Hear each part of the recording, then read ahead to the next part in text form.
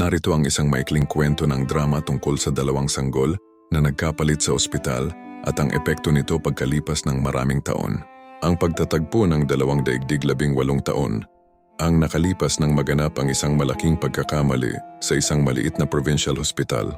Dahil sa kaguluhan ng isang malakas na bagyo at brownout, aksidenteng nagkapalit ang dalawang sanggol na babae, si Elena at si Marina. Ang pagbubunyag isang aksidente sa kalsada ang nagdala kay Elena sa ospital. Kailangan niya ng agarang pagsasalin ng dugo. Ang kanyang mga magulang, sina Mang Kanor at Aling Rosa na mga simpleng magsasaka, ay agad na nagboluntaryo. Ngunit dun gumuho ang kanilang mundo. Ang blood type ni Elena ay imposibleng magmula sa kanila matapos ang masusing investigasyon at DNA test na tunton ang katotohanan. Ang tunay nilang anak ay si Marina, ang kaisa-isang tagapagmana ng mayamang pamilya Valderrama sa lungsod. Ang paghaharap nagtagpo ang dalawang pamilya sa mansyon ng mga Valderrama. Balot ng mamahaling sutla si Marina, habang si Elena naman ay nakasuot lamang ng luma ngunit malinis na damit. "Hindi ko kayang ibigay ang anak ko," sigaw ni Doña Victoria, ang ina ni Marina. "Pinalaki ko siya sa karangyaan. Hindi siya mabubuhay sa bukid, ngunit siya ang dugo at laman namin." Mahinahong sagot ni Mang Kanor bagaman nanginginig ang boses. At si Elena, "Siya ang batang minahal namin ng higit pa sa aming buhay."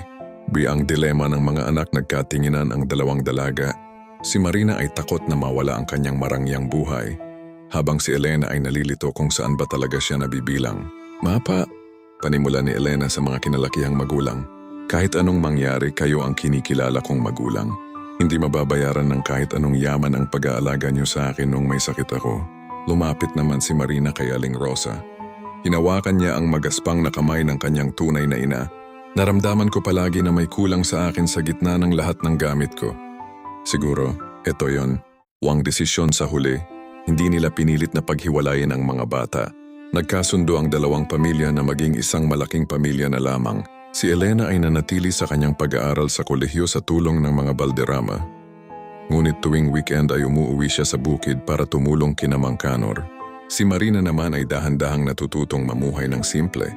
Binibisita ang kanyang tunay na magulang at tinutulungan silang i-modernize ang kanilang pagsasaka. Aral. Ang tunay na pagkamagulang ay hindi lamang nasusukat sa dugo, kundi sa lalim ng pagmamahal at sakripisyong ibinigay sa pagpapalaki ng isang anak.